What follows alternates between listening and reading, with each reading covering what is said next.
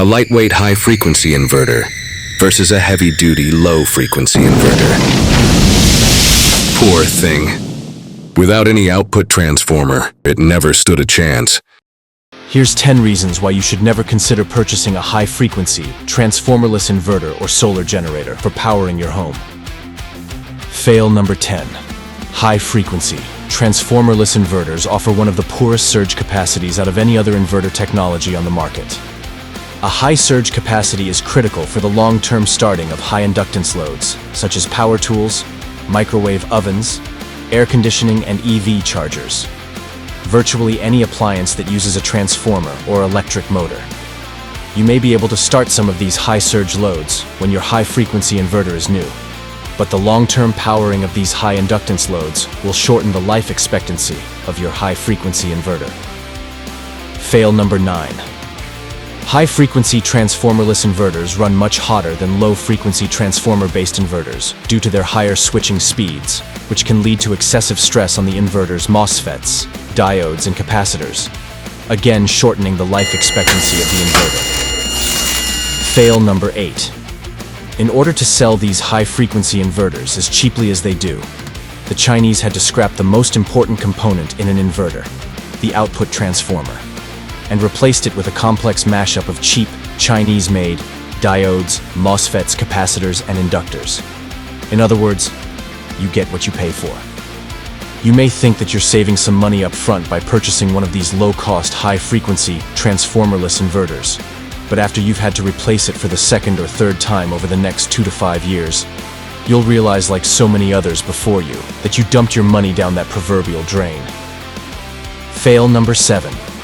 Because of their exceedingly complex design, high parts count, and the lack of available schematics, once the warranty on a high-frequency inverter runs out, it will be nearly impossible and expensive to find a shop that will perform repairs. That's why they're known as throwaway inverters.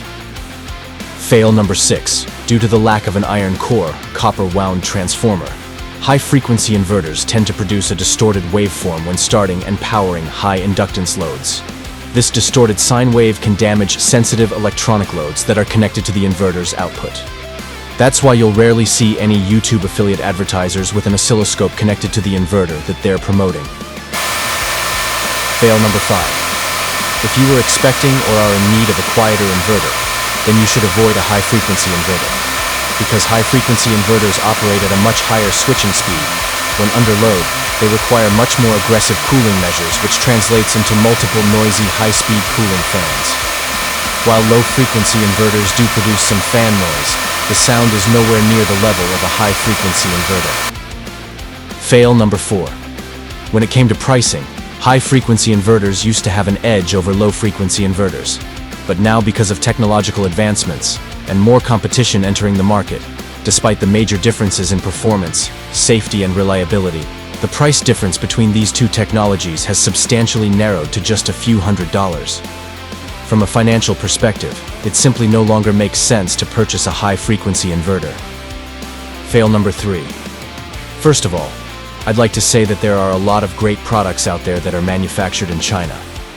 On the other hand, especially when it comes to high-frequency power electronics, there's also a lot of poorly designed junk being shipped into the US.